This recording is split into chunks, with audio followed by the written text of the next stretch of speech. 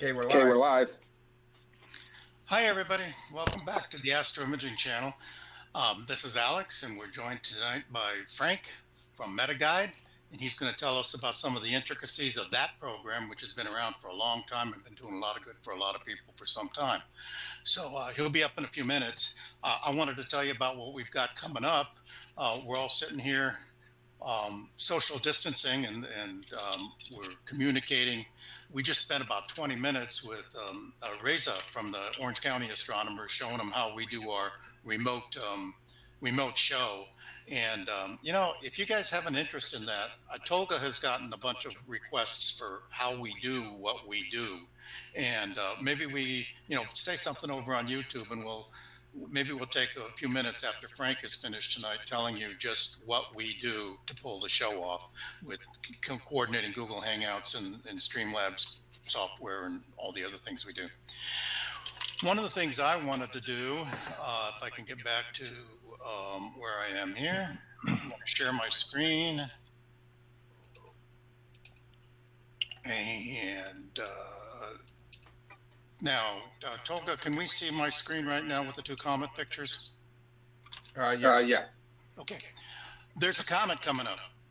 Okay. And to take a comet picture, Atlas here, this is my wide field of Atlas, and this is my close-up view, both taken last, I think, Friday night, and both sitting there. And I just basically had my TeleView 85 sitting up on top of my RCs. The TeleView 85 is this one, and the RC is this one. And then I spent a lot of time, not so much on this one, on the wide field, but on the zoomed in one. Spent some time trying to get it processed. And I thought, we could really use some kind of a guru around here to help us, show us how to process this comet. This comet, from some of the stuff I've heard, is it's going to be a big deal. So it would be nice to eventually to have somebody come on the Astro Imaging channel and show us how to process comet shots. I imagine we'll see a lot of comet shots over the next couple of months. If you have any expertise in this area, please contact us through our website, or you know how to find me or Tolga on cloudy nights. Contact us. We really could use somebody who has worked their way through either the PixInsight or the Deep Sky Stacker routine to show us how to do the comet shots. Next week, JP Mazzaviano, I know I didn't say it very well, but Eric is going to be the host next week, and Eric knows how to say it really, really well. He's going to be here to tell us some of the stuff that he does with processing to get better colors and some other things. And then Richard Wright's coming up the week after that. Richard is coming in to tell us about CCD, CMOS, the transition, what's happening in that field. It seems like every day on cloudy nights, some new thread starts about whether I should get a CCD or a CMOS. And Tolga's arranged to have Robin here for not Robin. Tolga's arranged to have Richard here so that we can find out about some of the details. But that's not what we're doing tonight. What we're doing tonight is we are going to talk to we're going to hear from Frank, and Frank's going to tell us about MetaGuide. You ready to go, Frank? Take over. I'm ready. Can you see the screen? I can see the screen just fine. Okay, perfect. Hi, everyone out there. My name is Frank in the Astro world of Freestar8n, and I'm the author of MetaGuide, which does two main things. One is collimation, and the other is guiding. So I'll be talking about that today. So for the outline, first I want to thank a lot of the people involved. There'll be a little bit about me, then the motivation and history of MetaGuide, then some actual demonstrations of it for collimation and guiding, and a conclusion. So first of all, thanks a lot for the invite from Alex and Tolga. I can tell there's a lot of work involved in keeping this going every week, and I think it's a really nice thing that they're doing. And also, I didn't realize it, but until afterwards, but this gentleman, I don't know how to pronounce his name, Agapios Elia, presented a very nice talk on planetary imaging, and he showed MetaGuide in action for that. So I really appreciate that. So that was partly what prompted the invite, and I've been meaning to do a talk on this channel for some time, but I just never got around to it. And so this pushed me over the edge, and here I am. So I want to thank many users and supporters over the years, and special thanks to Andre Paquette and AstroGeeks for hosting the MetaGuide site. So a little about me. I've been interested in optics and astronomy since I was a kid. I grew up in the Midwest, but have been mainly living in southern New York. Then I lived a few years in Dublin, Ireland, and now I'm recording this from Melbourne, Australia, where it's just afternoon on a bright day, but it's unfortunately not completely clear, so I can't do a live demo that I hope to do. I have a PhD in optical sciences from the University of Arizona Optical Sciences Center, but optics is a really wide field. There are many different things you can focus on, and it's not just all lenses and imaging. In my case, it was nonlinear optical properties of thin films.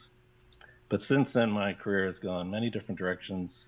I'm mostly an applied physicist, but in multiple domains that are a fairly unusual list of things, but I'm still active.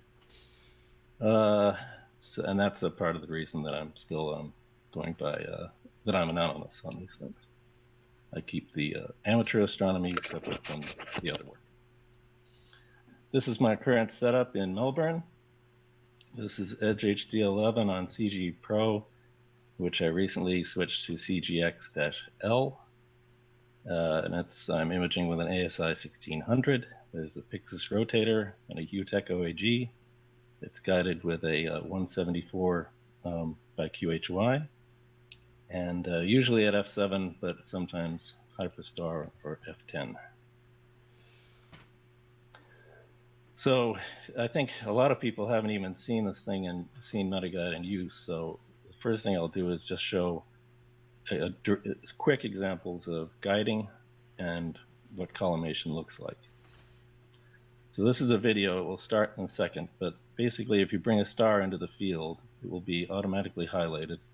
And if you've calibrated already, you just click guide, and then immediately you'll see your guide error being reported every half second. The scale on that screen is plus or minus 3 arc seconds, and it's fixed because you shouldn't really be going much farther away than that.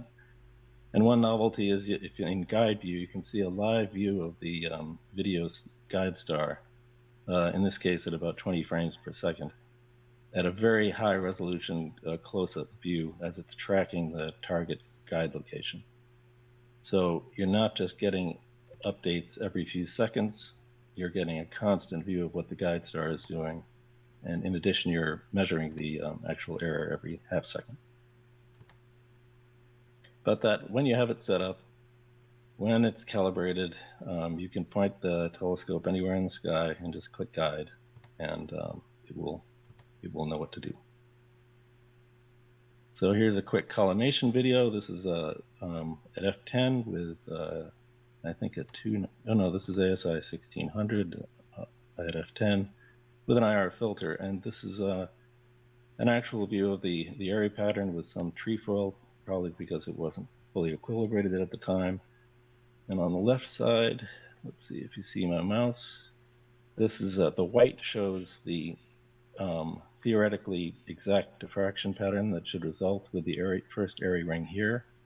And this blue line shows the measured value with no free parameters. So this is a direct evidence that this is capturing the true diffraction profile, and the uniformity of the ring around the center is indication that you've nulled out the coma and you are pretty well collimated.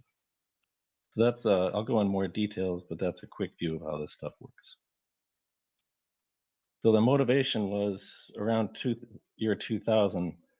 I was trying to guide a C11 with Guide Dog, which is a very early free guide software. And I've done various imaging way before that, but because I go pretty far back in time. But that was when I kind of got back into amateur astronomy and started working with mounts and so forth. I had also gained some experience with direct show video in C++, so I realized that combining video with collimation, that video could help with the collimation by doing real-time stacking of the star.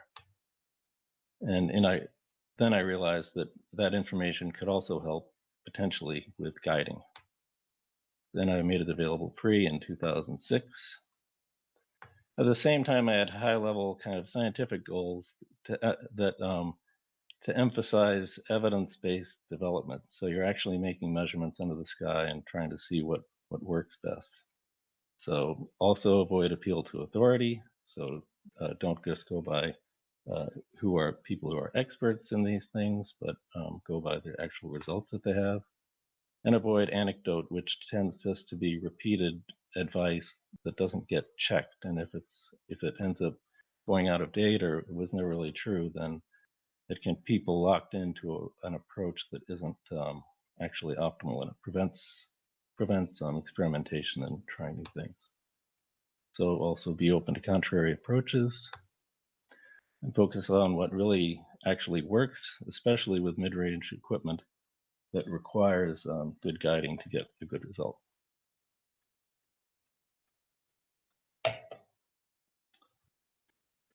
And guiding is multidisciplinary and involves many parameters all over the place. So if you're just focusing on one parameter at a time, you may not really learn anything if many of the others are wrong in the first place. It's very hard to find what's optimal when there's so many variables at play. So at the time in 2006, there was this very active Yahoo group on Autoguiding. So that's where it was announced, also on the AstroGeeks group of beta testers. So that was about the time frame. So it's been around a long time. It's evolved over the years. Here's the web page where you can download it free and has some examples and example images. Nowadays with Astrobin, I tend to put them on Astrobin when I get around to it, but I haven't been posting many lately. So some of the unique features here, this is video-based centroiding, and since it's video, it lets you watch the guide star while you are guiding, and you have a real-time view of what's happening. And that's kind of an advanced feature, but for beginners, it's actually quite helpful because you always have this real direct sense of what's going on. Even just finding a star is easier. The star just comes in the field and you can see it real time and click on it if you need to.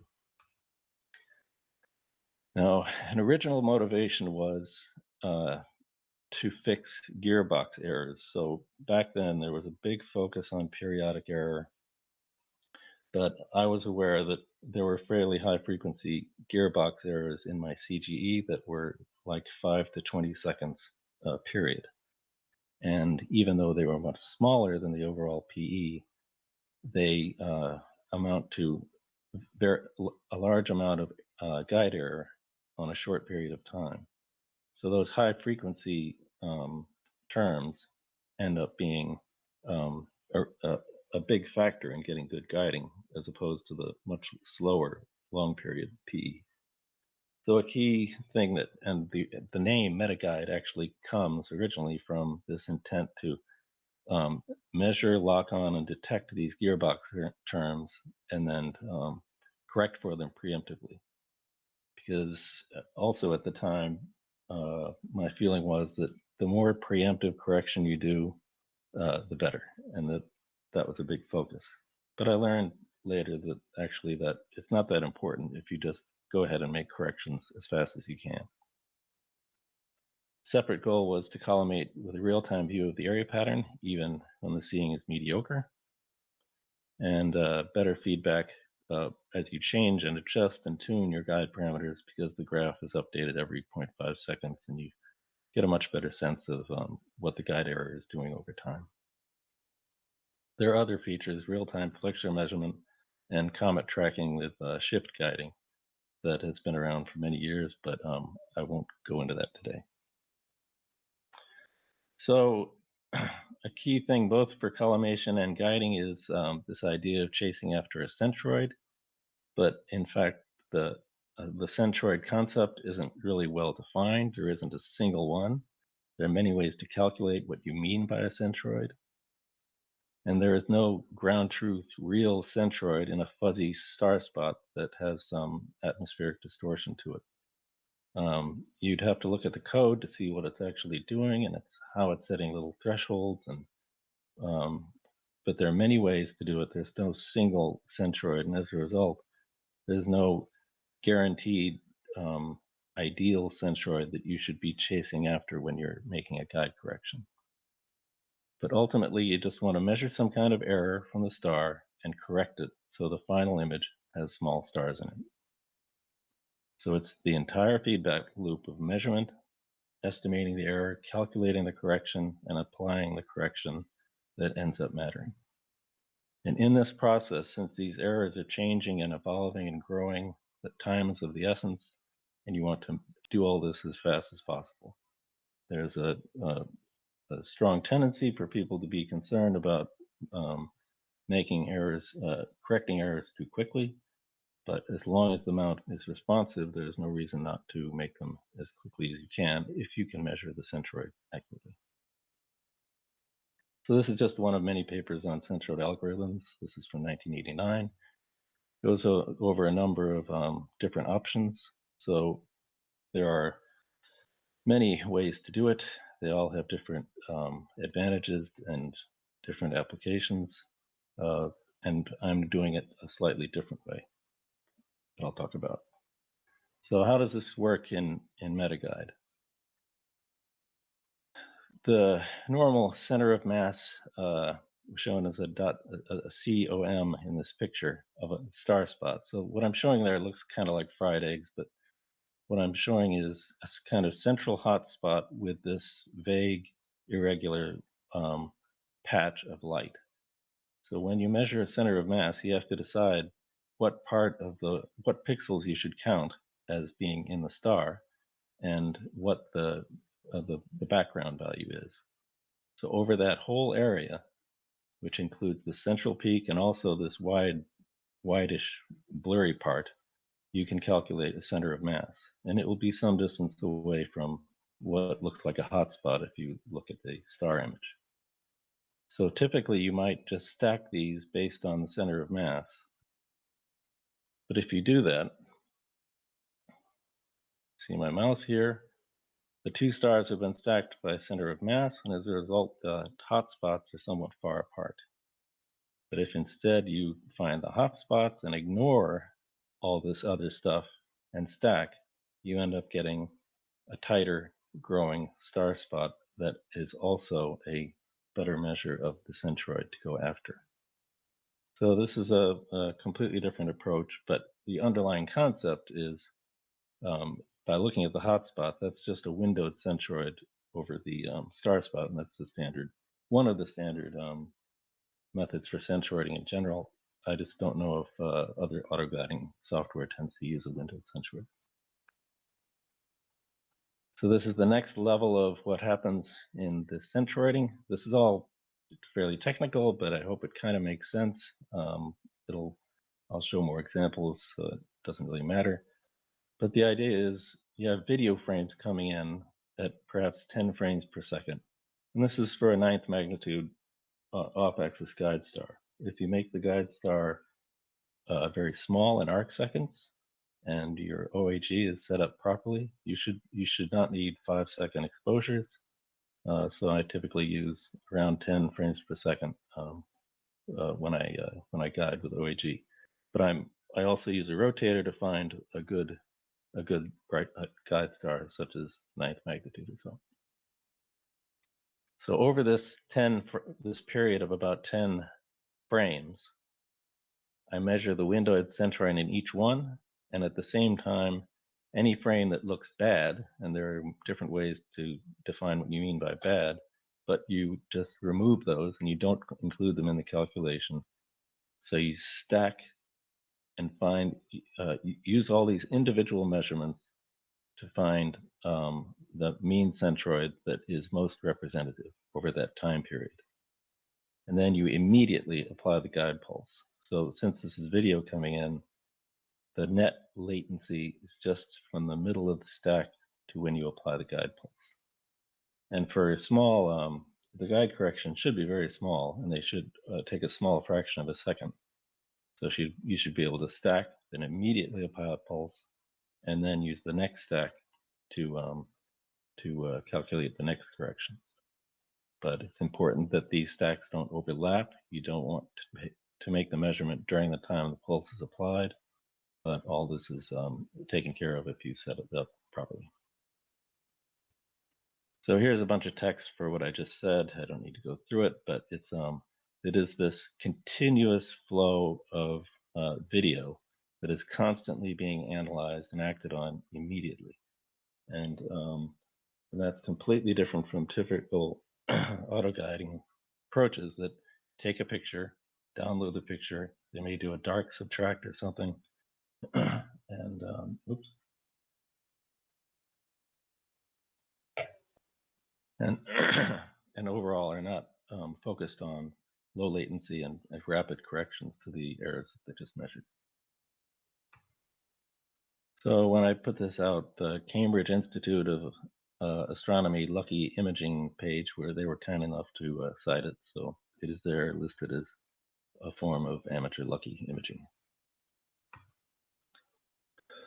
So I'll start with talking about collimation, and first clarify what I mean by it. It's a semi-official term, but it's hard to get it actually spelled out in literature. But it is used professionally, including on the Hubble telescope. But in practice, it amounts to final limited adjustments so a star on axis is as good as it can be. So it doesn't refer to the overall alignment of an optical system, and it doesn't mean the overall field is optimal. It just means that the star on axis is as good as it can be. And this applies to Newtonians, SETs, and the Hubble telescope. It mainly amounts to limited tilt adjustments to null out the coma on axis and compensate for any overall alignment errors. So with MetaGuide, video is great because it's real time. You can use a bright star that's nearly overhead. A lot of collimation advice says not to use a too bright a star, but that's dated information from doing visual collimation, and it doesn't apply at all to using a video camera. And you can use an IR filter to make the error pattern larger on the sensor, and very small pixel camera, and if possible, a high f ratio. So f10 with IR and a typical CMOS video camera makes it pretty easy to see the area pattern. Then don't be afraid about short exposures. You should, with a bright star in focus, they may be around 1 millisecond. So some people are just stuck thinking 1 or 10 seconds, but for this stuff, a bright star in focus is doesn't require a long exposure at all. And you want to make it as easy as possible to make any adjustments. So that's why I do it this way. I've shown this on cloudy nights. These are just wing nuts that have been glued onto stainless steel screws. So anytime I want to make an adjustment, I just reach up and grab one and tweak it. And you can tweak them by very small amounts. And so the star is always being analyzed. And as you can see in the lower right, there's a highly magnified view and subsampled view of the recent stack of images that are coming in.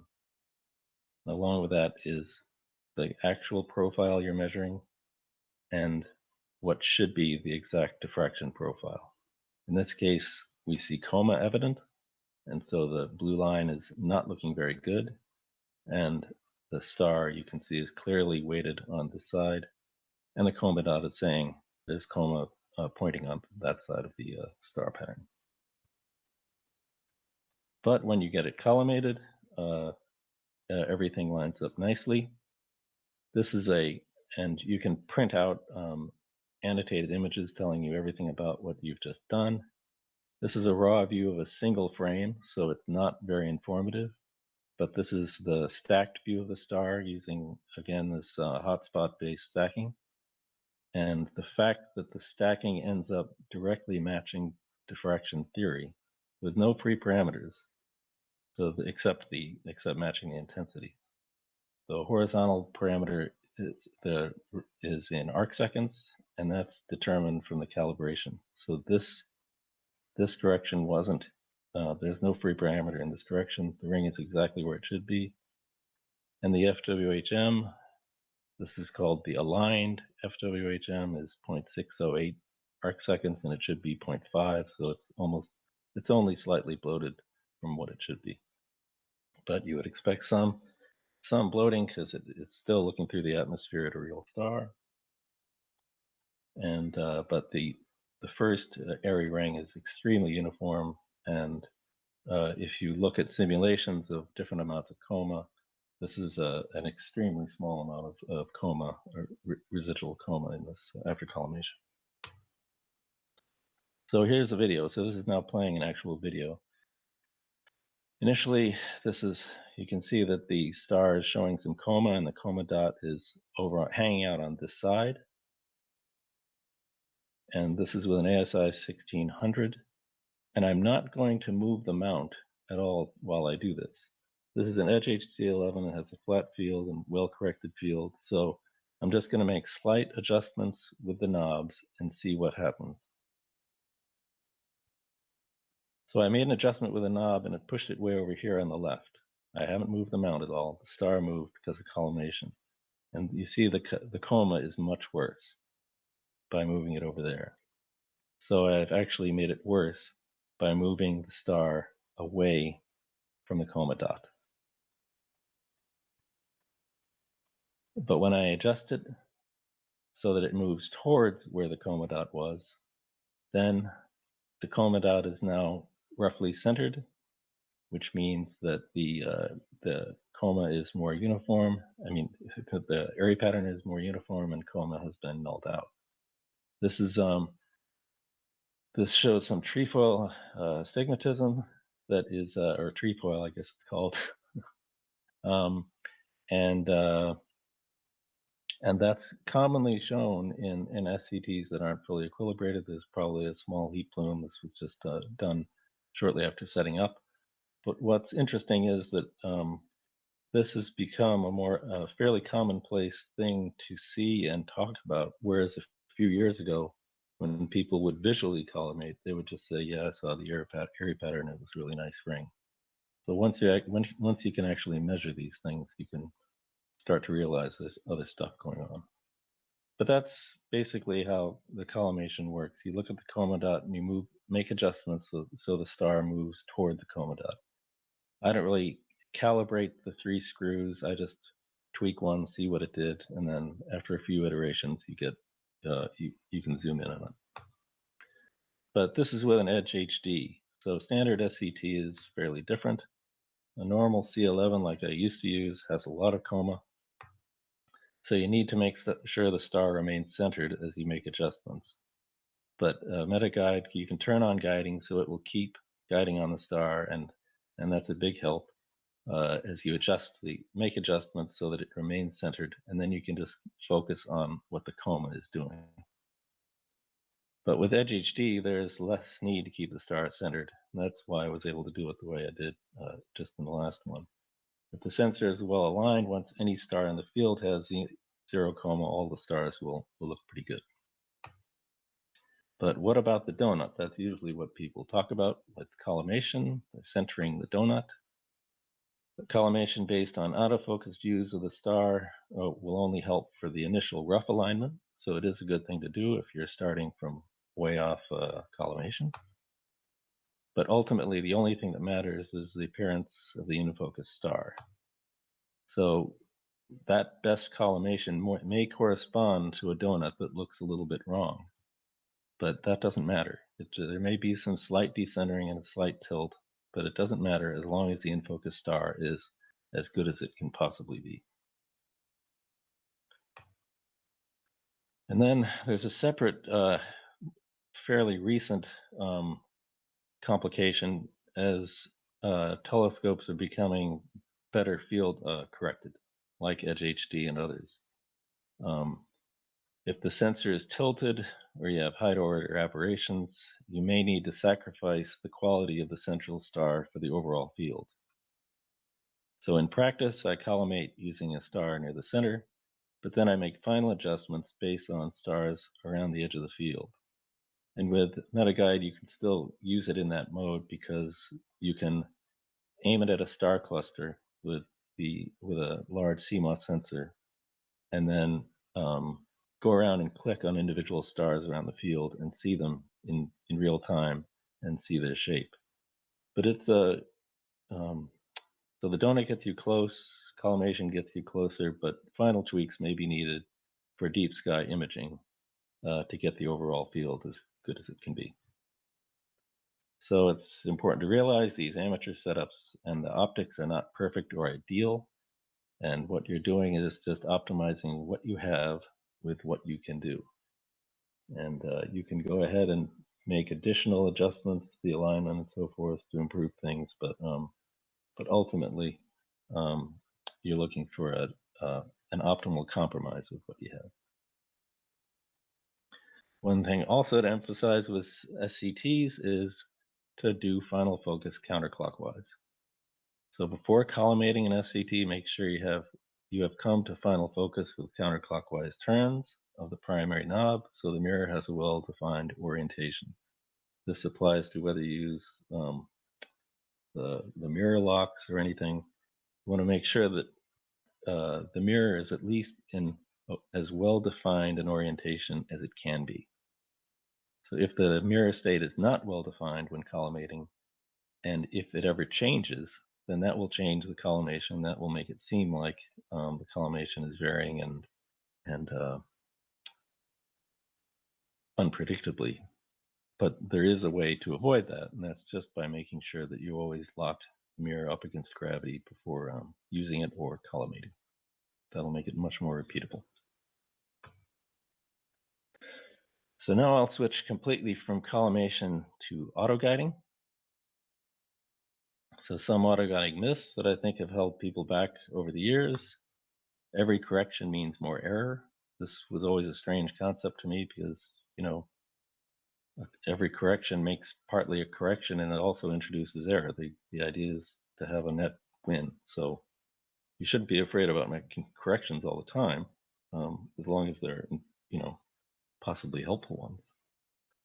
It's also like this concept of chasing the seeing. Not sure exactly where that comes from, but if you have a long lag between your measurement and your correction, then that will lead to instability. So if you are trying to make corrections very quickly, but there's a lag, then you really will be in trouble. But it's a lot like steering a car on a windy road. You need to make corrections rapidly if you want to stay on the road. If you have a giant ship that's traveling across the ocean, then you don't need to make rapid corrections. But in many cases, especially with gearbox errors, you'll benefit from faster corrections. There's also talk about centroid accuracy on the scale of pixels and modern centroid algorithms and so forth. But it depends entirely on what's going on with the star and what you're imaging. There's no inherent centroid accuracy that we can talk about.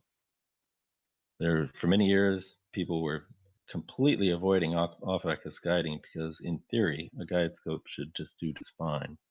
But it was an example of you just look at a body of work by people who are using guide scopes and a body of work by people using off-axis guiding, and it was clear that, especially for SCTs, off-axis had a big win.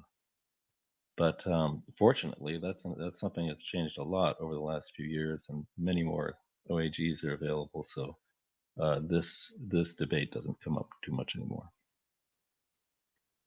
It's also the concept the atmosphere has slow changes that can be chased with tip tilt adaptive optic devices, but the mount is not capable of chasing them. This is something I noticed early on, that with CGE, people were using AO tilt at 1 second, just 1 second intervals. and that is not any kind of atmospheric seeing correction speed. So, but they were getting benefit. So as long as you can have a mount that can make corrections every second, there's no reason it shouldn't do just as well as tip tilt. And this is also like this concept that the best guiding is with as few corrections as possible. I just don't see the need to think that way. You can make corrections as often as you want. And a big concern over periodic error and polar alignment. As I said, gearbox errors tend to be introduced much more error on the short time scales of guide corrections. So here is a video. This is OAG. I'm bringing the guidestar into view. Then I'm manually locking on it so it doesn't get confused by another star. Then I'm making sure the rotator angle is set to what I want it to be, because even with setting the rotator angle, you can stay calibrated. Then I press calibrate. So I'm going to calibrate. This is going to show the calibration process. So you lock on the star, press calibrate, and at this point I'm speeding up the video by 3 times so it doesn't take too long. This is a graph. The top graph is just the XY position of the star. This is a graph that many people have trouble with, but it's the same as that, except it has wrapping. So this white line is going down, and then when it hits the bottom, it comes back up to the middle and comes down again. So it's just showing the drift in X and Y of the star, but in a magnified way that makes sense once you get used to it. But don't worry about these zigzags; they aren't. They're part of the process. But now we press guide. Now that we're calibrated, we can press guide, and you can see the guide error coming in. And I'll switch to guide view. So this is a slightly oblong OAG star, but it still has aligned full width half max of around 1.5 arc seconds. So it's a very tight, small star spot with that gives a very good centroid for guiding. The guide errors there have shown the RMSDs are around 0.2 to 0.5 at this time. Things usually steady out. And I'll do a few other things here. I'll show how Dither works in MetaGuide in just a second. But this is a half second. Corrections are being made every 1 second based on the stack of frames. Oops, I'm about to dither. But before that, I'll put it in guide view. So now when I press dither, the guiding doesn't stop. It just places the star target at a different location. So the star suddenly appears to have moved, but MetaGuide is just chasing after it. It immediately made a tight correction in east-west, but is much slower getting there in north-south, and that's typical with a mid-range mount. That's just what you have to live with. There's high-end mount would just do it very quickly, but backlash is inherent as you're going back up and down in deck. But eventually it should get there, and so now we have 0.1, 0.3 arc second RMS as we track the star. I just pressed dither again. It went mostly in the north-south direction. It's a random motion with a radius that you can set. Eventually the star will come back and it will settle, and you'll be in shape to start the next exposure. So this is a big benefit of this guide view approach, seeing a live video, in this case at 15 frames per second. You're seeing what the centroid is actually doing. You're not seeing the actual corrections being made because they're so small. All the errors are so small that there's no, but if you had something wrong, then you might see the star jerking around left and right, but you would know it because you're seeing it in real time. Again, when I turn off guide view, it shows this stacked view of the star, and that's in effect showing the information used for calculating the centroid location. Okay, I'll go to the next page. Frank, do you have time for a couple questions? Yeah, yes. I guess I'll take them now, and then I can't pause this, so let's just go ahead. Yeah, a question, sure. So for an off-axis guider, do you require this be a CMOS camera? Well, this goes way back to the first one that I was guiding with was a Luminera, which is a Skynix CCD. So you, It requires a video direct show camera, so it cannot require any kind of CCD with a shutter, and it also doesn't work with proprietary cameras like I think Starshoot or something.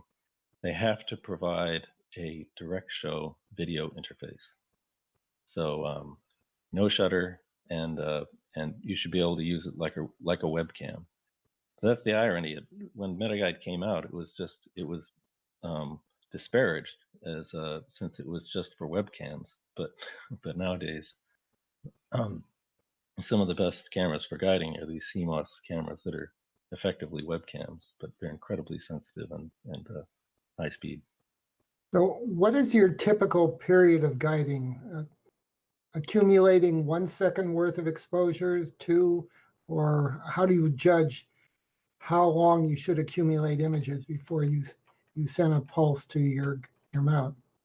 I found that 1 second works well for this CGE to CGXL class mounts with maybe 8 arc seconds PE, and gearbox terms around 8 seconds or so. So that's pretty much all. The only thing I use is 1 second with a stack time of 0.8 seconds. But you're free to go up to 5 or 10 seconds or down to 1/2.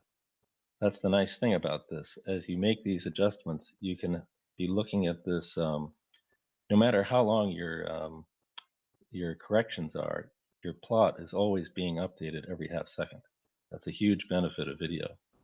And you can also be looking at a live view of the guidestar and seeing what it's doing. So it makes it, you have much better feedback on setting these parameters.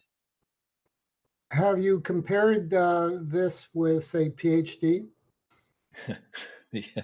The The main thing, to be clear, I have never used, the only other auto guiding software I've used is Guide Dog. I think I tried Maxim a bit. I don't do a lot of astronomy gatherings, but I went to a nice gathering at the Astronomical Society of Victoria, and that was the first time I saw someone using PhD, and all I can say is, in terms of comparing it, people like to do A/B comparisons, but that it's very hard to do that. So the main way I judge whether something is working is just get fundamentally, inherently good results with mid-range equipment. Then, I'm getting in the images in the low arc seconds, low 1 arc second, which would have been unheard of a few years ago with a mid-range mount. But so that's mainly when I go. And like with OAG versus guide scope, there wasn't so much a need to do a direct comparison. Just the full body of images coming in were enough to show that OAG was winning. And also people using adaptive optics at 1 second. You could see they were generally across the globe doing better. So the main thing I go by is just inherent good performance with mid-range equipment.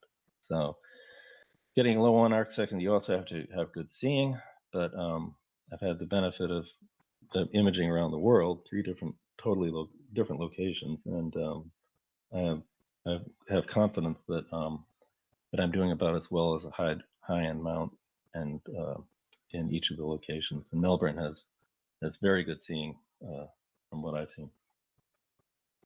Somebody asked the question, can you use the same kind of collimation with, say, an F2 Hyperstar? You have a Hyperstar set up with that. Yeah, you won't be able to see the area pattern, but any slight coma will show as a slight offset of the coma dot. But in reality, Hyperstar is ultimately mostly amounts to optimizing the overall field. So In practice, it's a mixture of kind of getting rid of Coma and the center star, but then tweaking and messing around until the edge stars are as good as can be. So, but again, it used to be that that I'd have to switch from a video camera to use MetaGuide to a CCD that had a shutter. So I'd have to take one camera off and put the other one on. And the video cameras were typically quite small. But with these new CMOS cameras, like the 1600, you're able to do the video collimation and optimization work with the actual camera that you're imaging with. And that makes everything much nicer. So with Hyperstar, you can set it up and study the fields, study the stars around the field. If you look at a cluster, and you can use MetaGuide to help get feedback on how those stars look. But it's, you can also use SharpCap. That's and explore the stars. Once you're in the state of just getting the edge stars to look as good as possible, the main thing I think is to look at them at high power, and both MetaGuide and SharpCap can do that pretty well. All right, why don't you go back to your presentation? There'll probably a few more questions we'll get to later. Okay, I hope I can play this quickly. Let's see, that's that one. Oh, so here, what I'm showing is I'm making pulses. So I can do 1 second jogs with this setup control. So if I jog west, 1 second, it goes west. I go east, goes right back. So this is moving at 1/2 ideal rate, but there's no jumping or ill behavior. At this point, I'm applying 4 short 50 millisecond pulses in the west direction, then 200 millisecond pulses in the east direction. And this is more like actual guiding pulses, but boom, as soon as I click that, boom, it happens. And the sum of 4 small ones is equal to 1 big one. Everything is well behaved, and it's responsive. So there's just no reason to think you need a tip tilt mirror system to get fast response, except in the case of north-south direct motion. So here I'm showing multiple clicks on north and south, and it's not as well behaved at all because you have backlash and so forth. But the good thing about deck corrections is that they tend to be much slower, and you're not in a rush. So as long as you don't overshoot when you're making these deck corrections, you should be okay. Just keep chasing after that centroid, and if there's no stiction or overshoot, then you'll be chasing that centroid in east-west and north-south.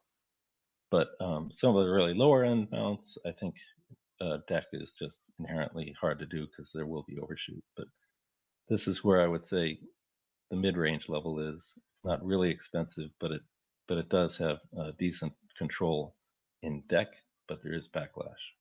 With a really high-end mount, this would all just be perfect, and that would be great.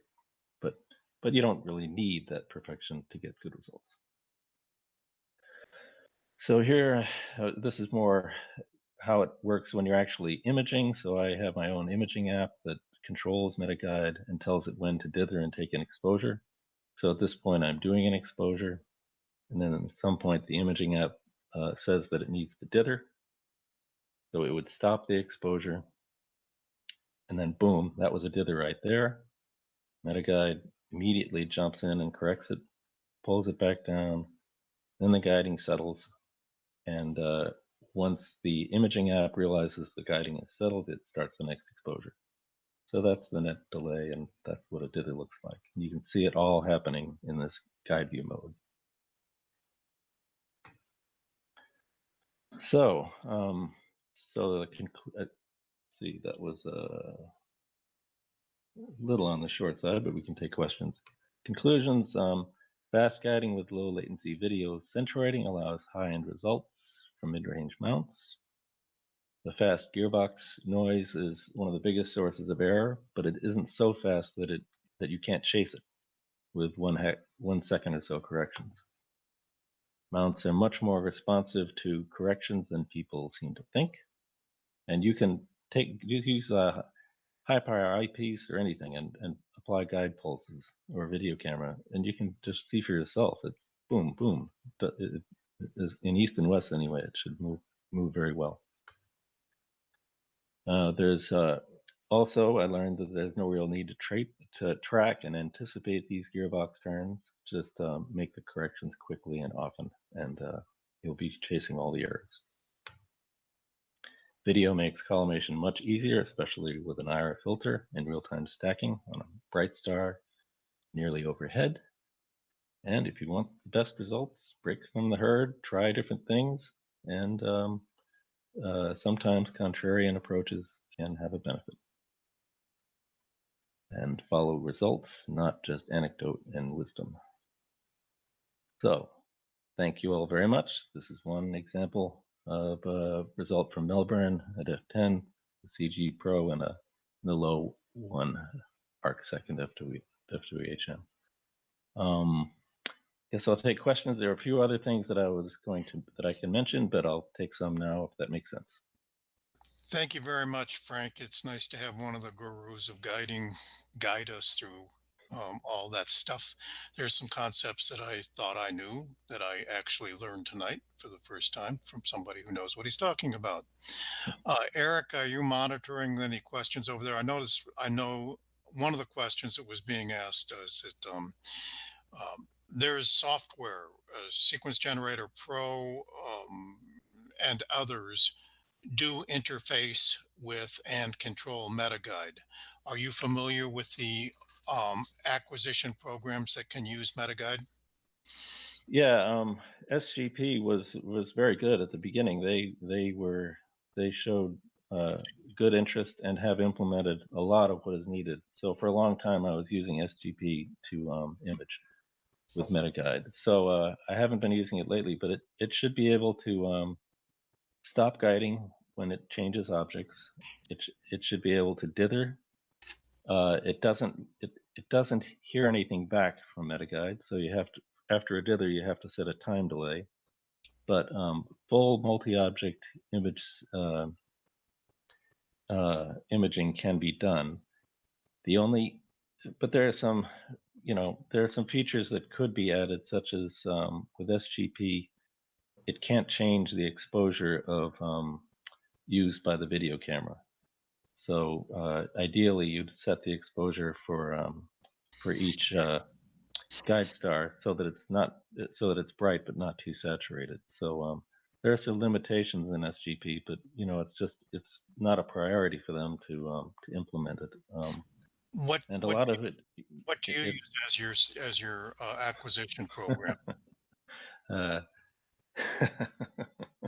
Okay, come on, tell us a Frank secret. Well, basically, I've implemented everything myself just because I got so frustrated with other tools. So pretty much everything, including stacking, is my own code at this point, with a little bit of ASCOM mixed in. So, okay. But it's a Python. But the key thing is that that the interface to MetaGuide is completely documented, and anybody who wants to connect to it can read the documentation and do it. It's fairly easy.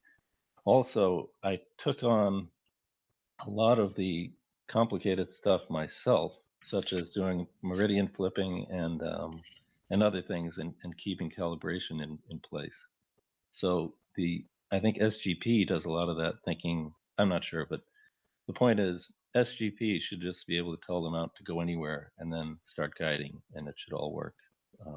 So it's really gonna take, I think if people try it and manually and then get a sense that they do actually like its features, then there might be a desire to have more apps work with it, but that's gonna have to happen from the crowd. Right.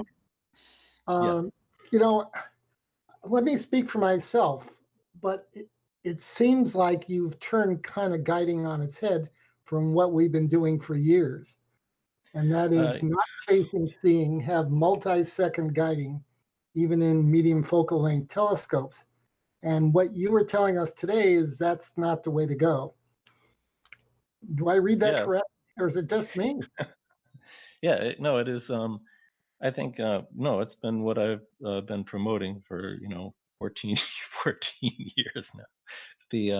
How have we the all? thing is, the thing is, if the software isn't designed to respond quickly, then it will fail. But it won't be because of inherent control theory. It's because the software isn't designed to do fast corrections.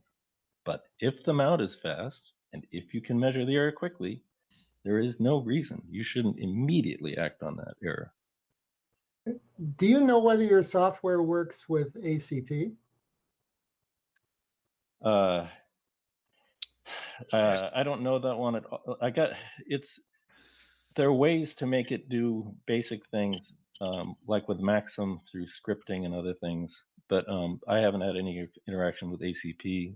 The Voyager guy contacted me once, but he didn't. But we haven't followed up on that. But I'm happy to work with anyone, and as I said, there's documentation. I'm happy to help others hook MG in. But but anyone can try MG and do a guiding session and tweak it a little bit and get a feel for whether they like it or not, and then see. Now, when you measure your full width half max, say on image capture, do you ever measure it independently to see how close to, say, your general seeing conditions you've actually captured with your image? Yeah, that's where another thing. Just like Centroid, it's hard to know what the real seeing is. So for that, I go by the very best that the top images in the nearby area can do. So MetaGuide has a mode that looks at seeing over the last 2 seconds and provides an FWHM measurement of that without any stacking or anything. It just says this is what it's doing. And it's overall consistent, but there are a lot of subtleties going on. But getting this, the image that I'm showing here, things have to work pretty well to do that in a long exposure. And you want to tell us where you can get MetaGuide? The AstroGeek site. If you just search on AstroGeeks and MetaGuide, you'll find it, and it's free. It's always been free. It's not incredibly user friendly. It should be, but it's fairly robust. I mean, I use it for multiple objects over the night, and it's just cranking in video constantly, and with no problems, and everything's fine. Frank, one of our early questions from Matthew was if there's anything special to get an ASI camera working. He said he had some problems getting it work last week because it kept asking for direct show drivers. Yeah, that's a standard question. For ASI cameras and others, there's usually a special download for direct show or WDM support. All you have to do is install that and it should work. ASI cameras work great. QHY work great. And almost any, I had some problems with point gray. There's some tweaking that you might need to do, but if they have direct show drivers, they probably work fine. And by the way, a typical laptop camera, you can just start MG and play with it just using the laptop and have it lock on stars and things, on points of light and things like that. And it does take a video-based camera. Yes, it needs a direct show video camera. Yeah. Yeah, most guide cameras, like even Lodestar, all of them, they have a special download. It's called, what, like Frank said, WDM driver. That's the Windows Direct something, right, Frank? Yeah, WDM or direct show. But last I heard, Lodestar does not have such a driver. That may have changed, but that was there was a frustrating period when Lodestar was considered the really good guide camera, but it didn't work at all with MG, and I don't think it does. I'd be surprised if it does, but maybe it does. So Lodestar and Starshoot were incredibly popular, but they didn't have the standard video interface. But all the new CMOS cameras do have this interface, and they should work with MG. I had a question about your comment about chasing the seeing. So in the higher end mounts, because the gears are meshed a lot better. My experience, that if we correct too much, we shake the mount back and forth because there is no backlash and the mount responds immediately. So, but what you also said was that you get to change your stack time. Like you guide at you send corrections every second, but you said you can change it to up to 5 seconds or 10 seconds. Yeah, so I have a few users have used it with high-end mounts. The thing is, with high-end mounts, I don't expect it to have as much of a benefit. So, but I think it, but I still think it will have a benefit. But yeah, you can make corrections every 5 or I think up to 10 seconds. I don't know what limit I set it at, but you can just sit there and try it. You can just try different settings, look at the guidestar, and if there are any anomalies, and if you are actually chasing something, then you would see it right away in the video. Because even with 5-second corrections, you're still getting live video showing you exactly what's going on. But you're stacking 5 seconds of live video and creating a 1-star image out of it and making a correction based on that. You can no, there are 2 separate things. There's the guide period. That's the period over which you make corrections.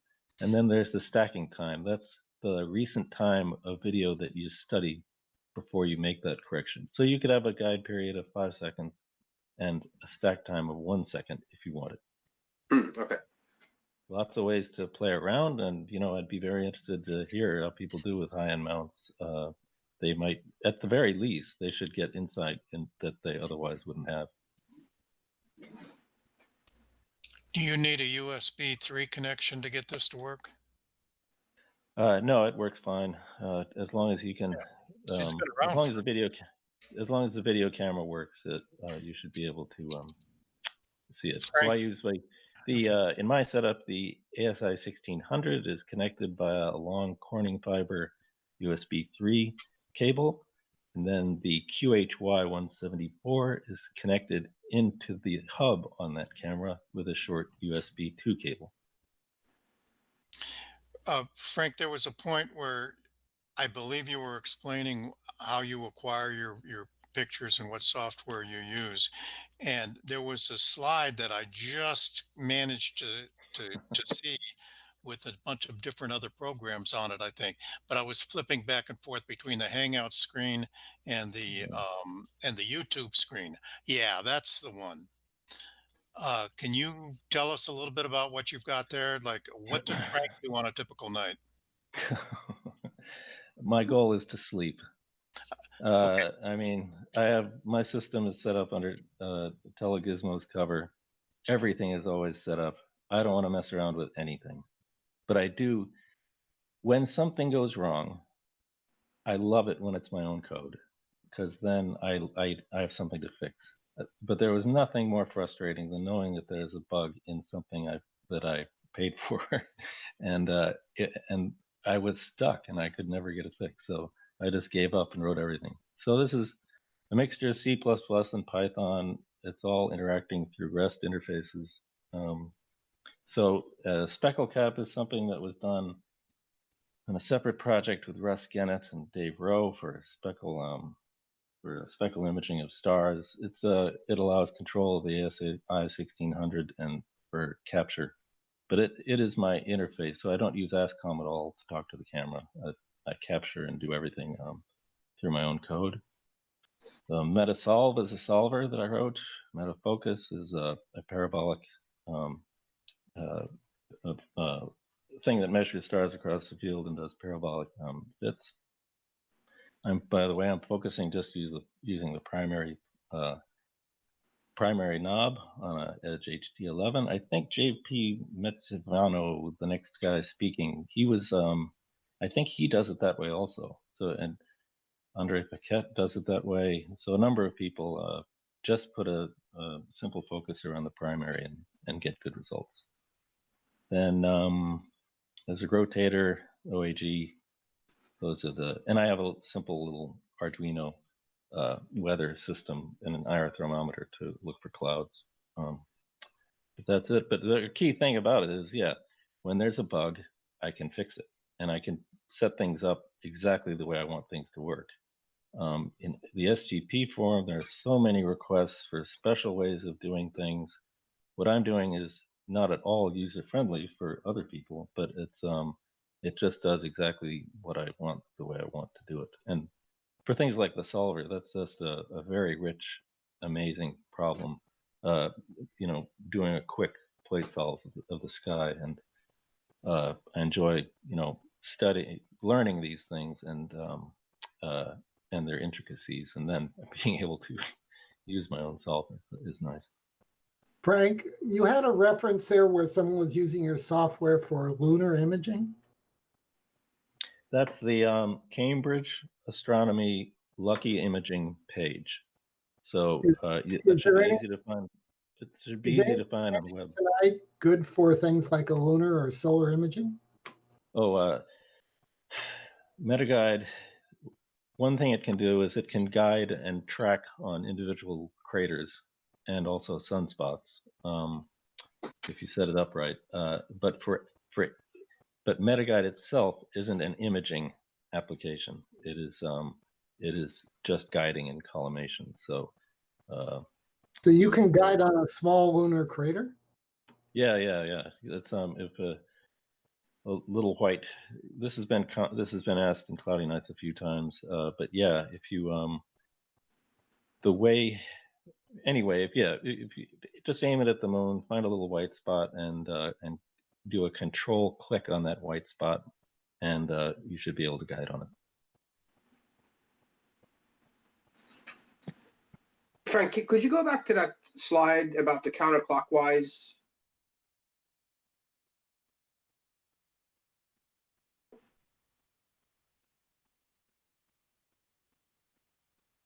Yeah, that one.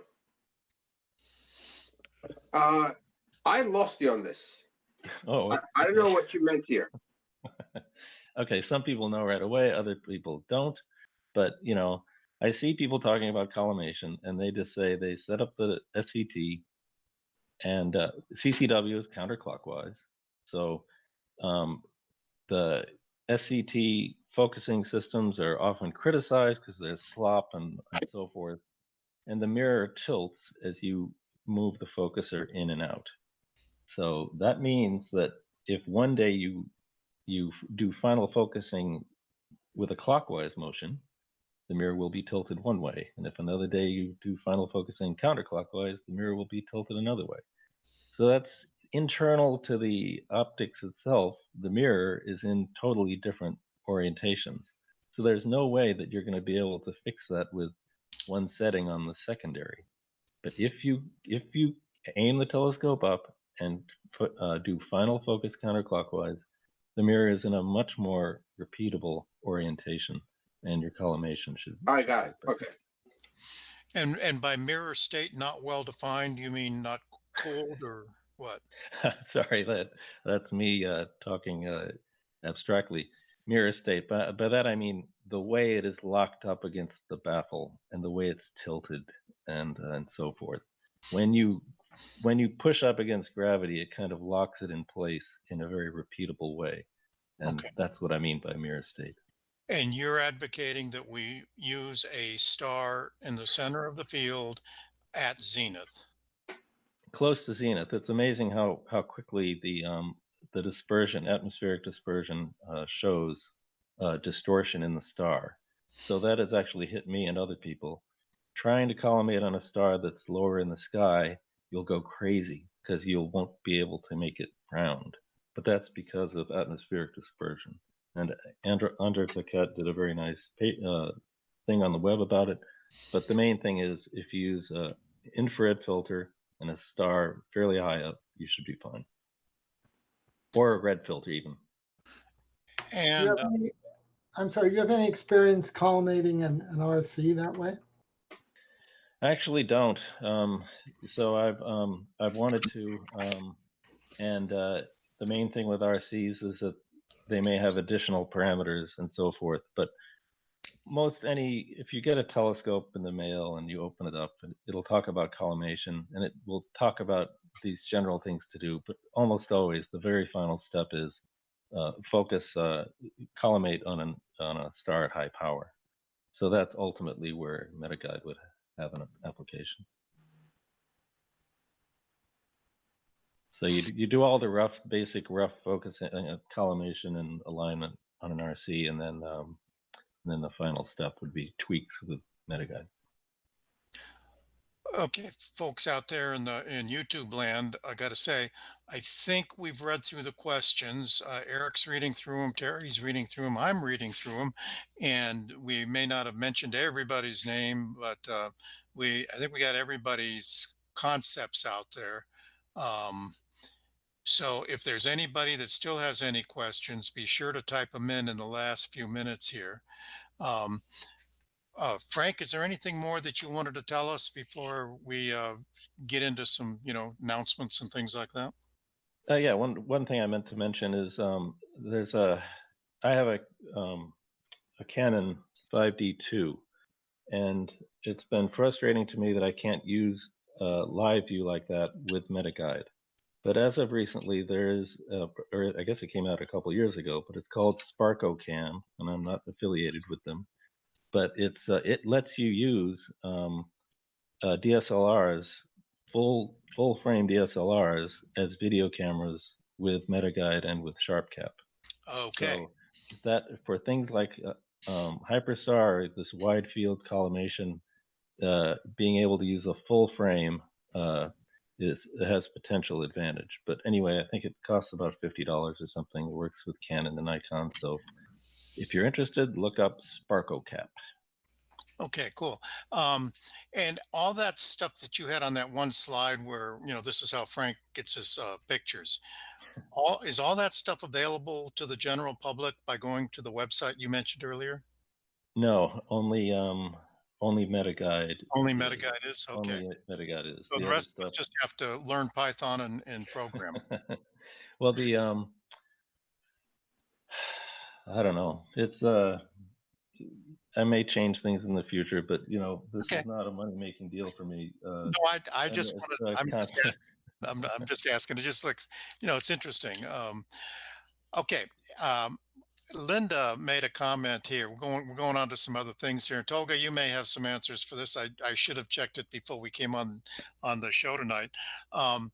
The hours for virtual NEAF have been posted from 10 a.m. to 8 p.m. Eastern time, and it's a free event according to the website. Linda Thomas Fowler tells us. Tolga, do you know, or anybody in the room know anything more than that? I really don't know. I'm not. I don't work at NEAF. I'm more affiliated with NEAC, even though they run under the same umbrella. Rockland Astronomy Club. They're run completely by two different people. Yeah. Okay. So I don't know anything about NEAF. Well, what I'm saying is, check the website. There will be a NEAF this next weekend. It just isn't the usual NEAF that we are used to going to, and that would be April 4th, I guess. I keep thinking of it as April 5th because that's the show that we canceled on the Astro Imaging channel because we weren't, because we were going to be there, but we aren't going to be there because we're all stuck at home in honor of the Kofifi disease. At any rate, we're all sitting here and we're not going to be at NEAF next week. And the week after that, we're not going to be doing our review of NEAF. We are instead next week going to have JP Metzaviano. And the week after that, Richard Wright will be here. And we need some people to tell us about how to process comets in Deep Sky Stacker, Photoshop, PixInsight, however you can do it. If anybody has some experience in that, it's real easy to put on a show here. All you got to do is make up a PowerPoint and kind of play the PowerPoint, or just sit there with the software and work through the program. Whatever is on your screen will go out on YouTube. I do hope that we've answered all the questions that you've asked today. I want to thank you all for asking those questions. Eric, Terry, have we reviewed all the questions? We got everything for Frank that we can have? I think we got everything. Yes. Okay. Okay. Then I want to thank Frank for being here all the way from Australia. And that I think it's about time to take us out, Tolga. So As I said. Thanks a lot, guys.